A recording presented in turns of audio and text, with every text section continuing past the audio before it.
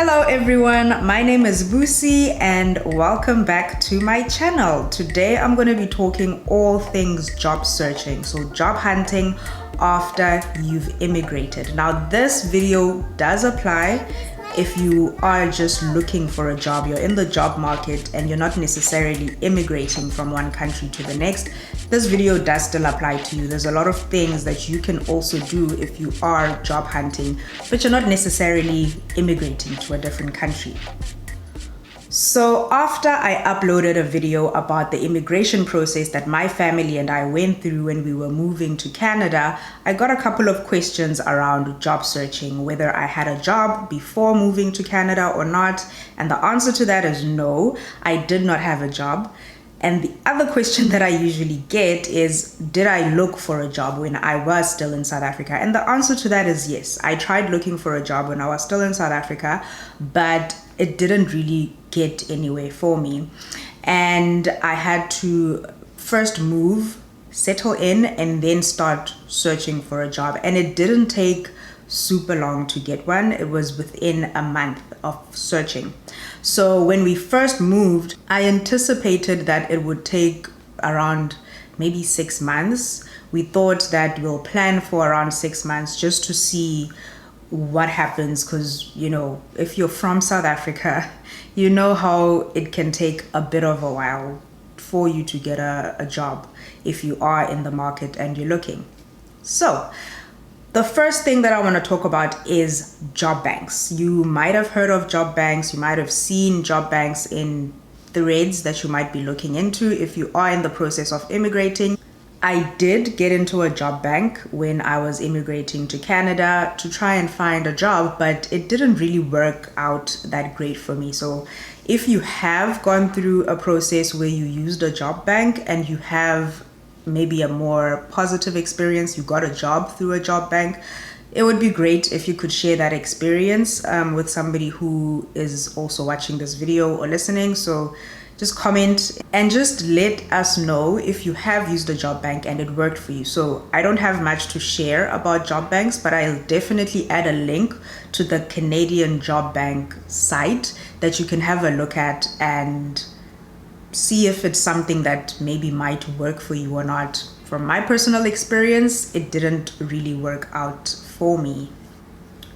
The one thing that I did use and it definitely worked for me was LinkedIn. Now with LinkedIn, what is one of the most important things if you are changing country is to remember to change your location. So I only changed my location when I was already in Canada, and it's one of those things I think I thought of a bit late, that I'm not in South Africa anymore. And if recruiters are searching for someone who has my skills and my experience, they're not likely gonna find me because I still had South Africa, Johannesburg as my location. So that's one of the first things you need to do. As soon as you're moving, remember to update your location. Go to your profile on LinkedIn and change your location to wherever it is that you're gonna be staying. The other thing to remember to do with LinkedIn is turning on that notification that says, let recruiters know that you are looking for a job. So turn that on so recruiters do know when they see your profile that you are somebody who is in the market. Now, of course, recruiters can still reach out to you even if you don't have that particular thing turned on to let them know that you're looking. But it's a different story if you are actively looking for an opportunity and they're looking for someone who has those skills and experience that you might have. So it's definitely something that helps to turn that on so recruiters can find you if they're looking for someone who matches your profile. Another thing that you can do with LinkedIn is turn on LinkedIn Premium. Now they do have a 30-day free trial. And LinkedIn Premium comes with a couple of benefits that really help when you are job searching. So you get 5 emails per month, and that means that you can reach out to people that you wouldn't ordinarily be able to reach out to if you didn't have LinkedIn Premium and those emails available to you.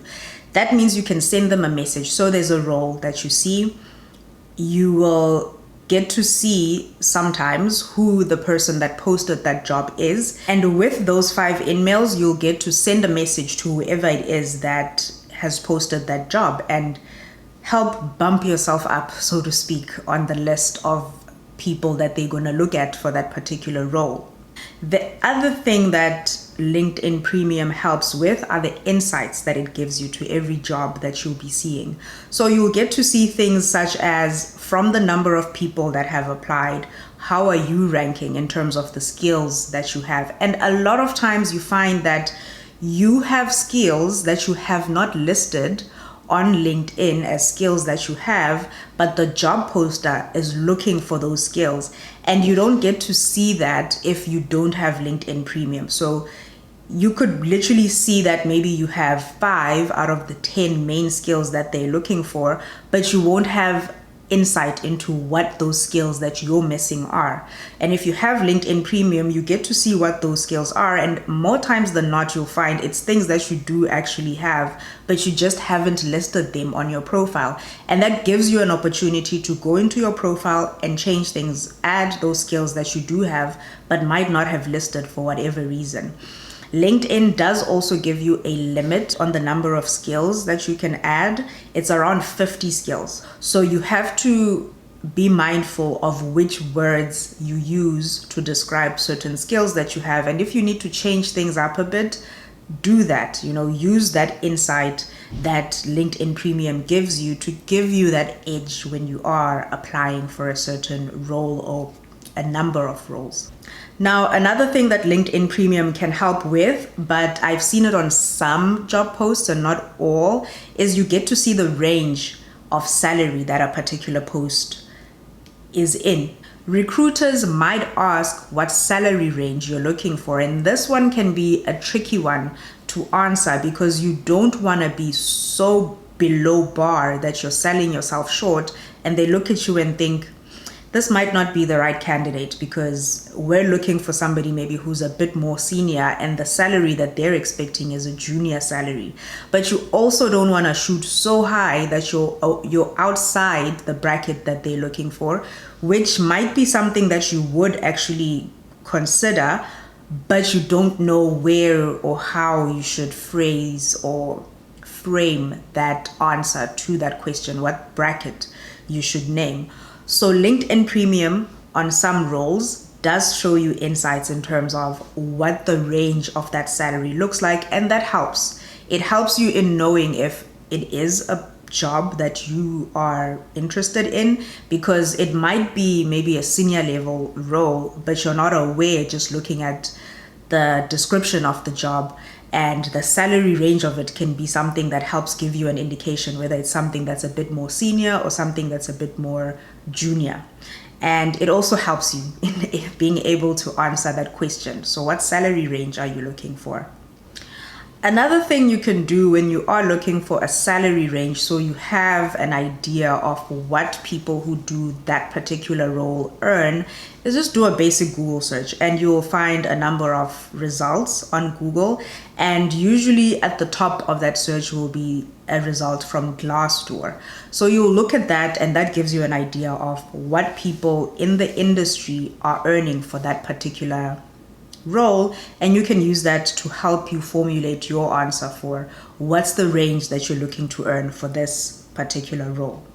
A job searching site that you can look into is also Indeed. It's a very good one that you can sign up for, upload your resume, and then also apply for jobs. So recruiters can reach out to you, or companies directly, depending on who's posting the role.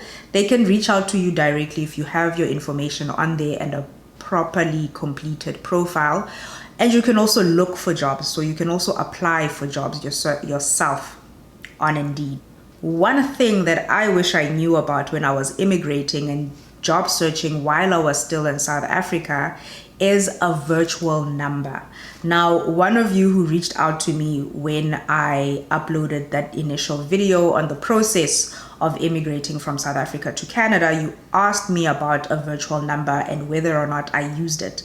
Now, I didn't use a virtual number, but when I looked into what virtual numbers are, how they work. I thought this was a very great thing that you can have if you are still in another country, but you know that you're very close to moving.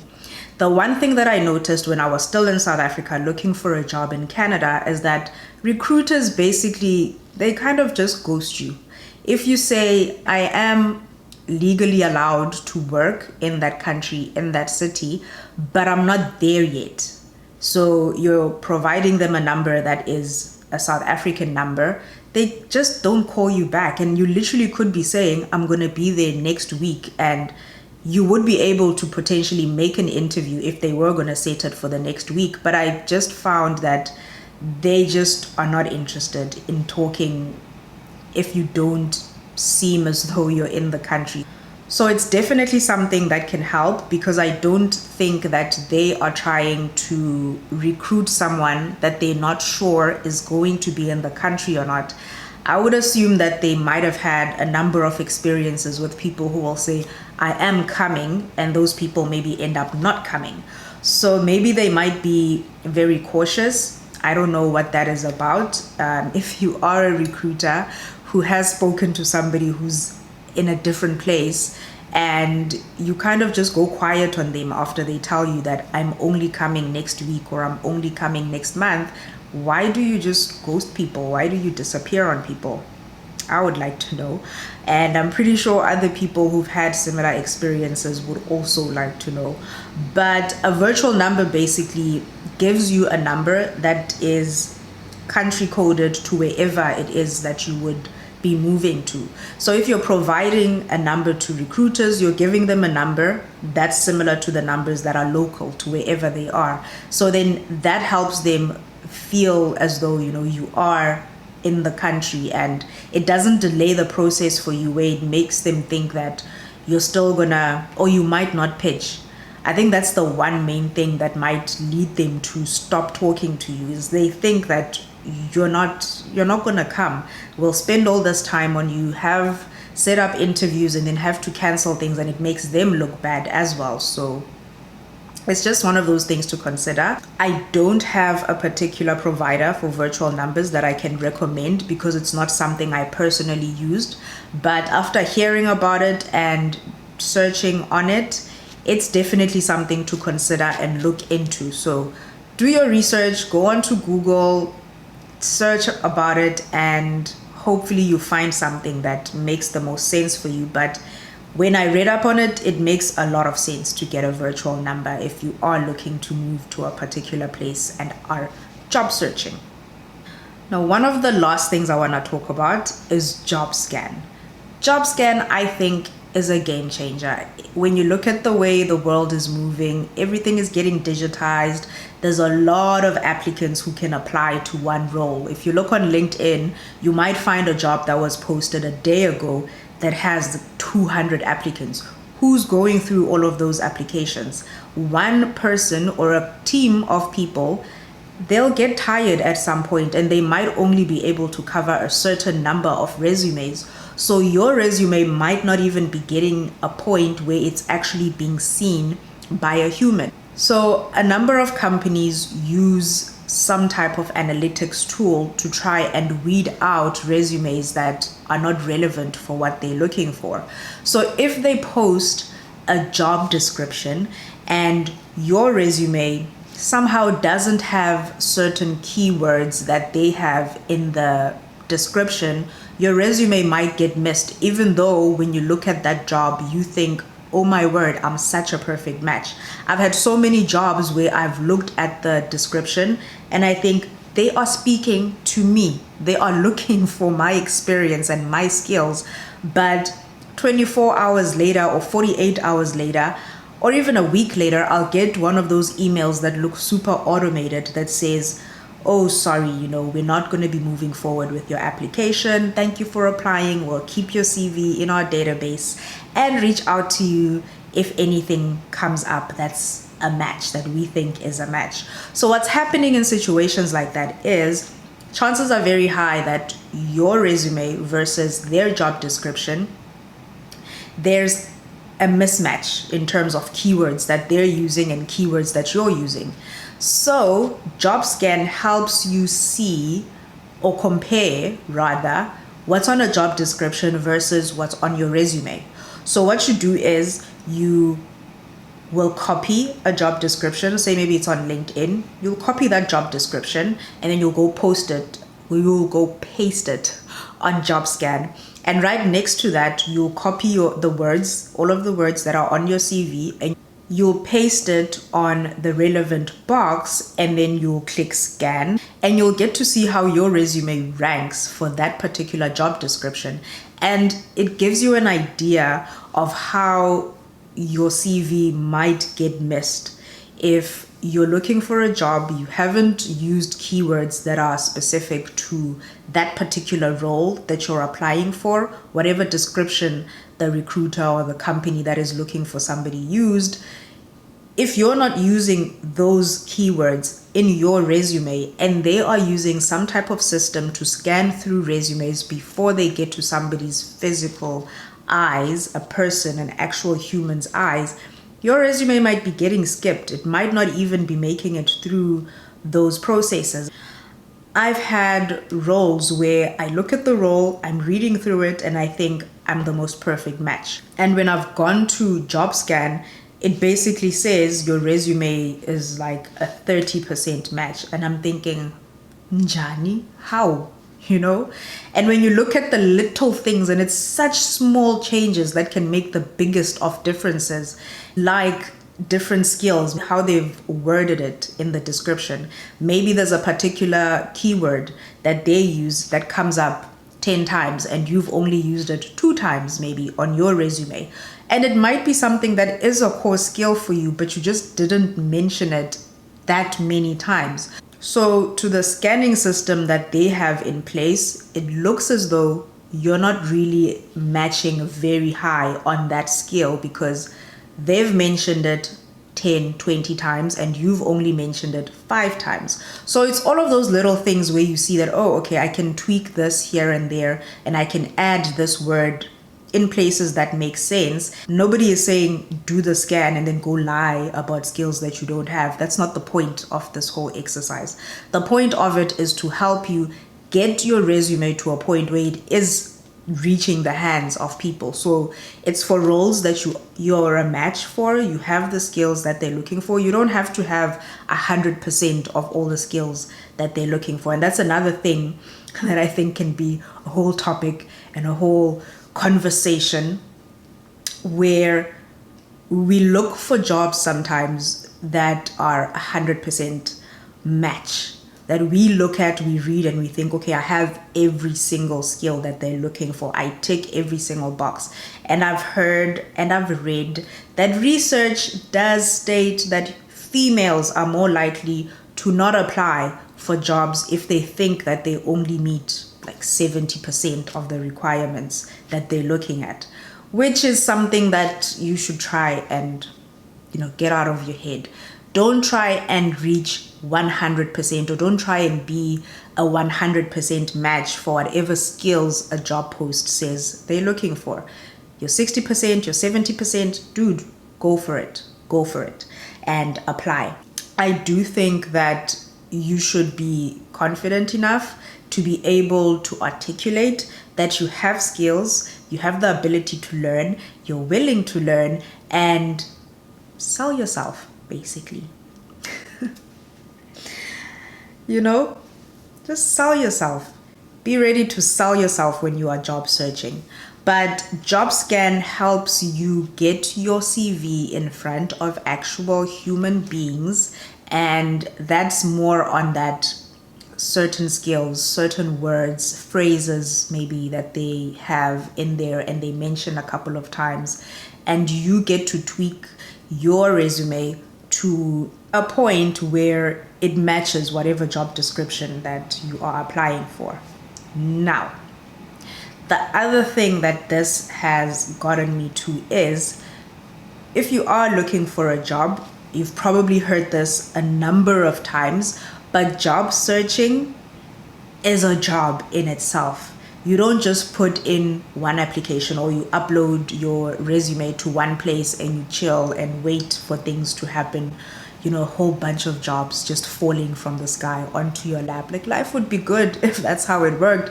Unfortunately, it doesn't work like that. So what do you need to do? And this is one of those things that is a lot of work, but it's something that will set you apart from everybody else who might not be doing this. With something like Jobscan that I've just mentioned, this basically means that you should be tailoring your resume to every single role that you are applying for. Different companies can be doing similar things, but they use different terminology, right? So if you're not using the terminology that they're using, you're very likely gonna fall through the cracks and your resume doesn't even make it to a point where it's seeing an actual person. So that's where the work now comes in.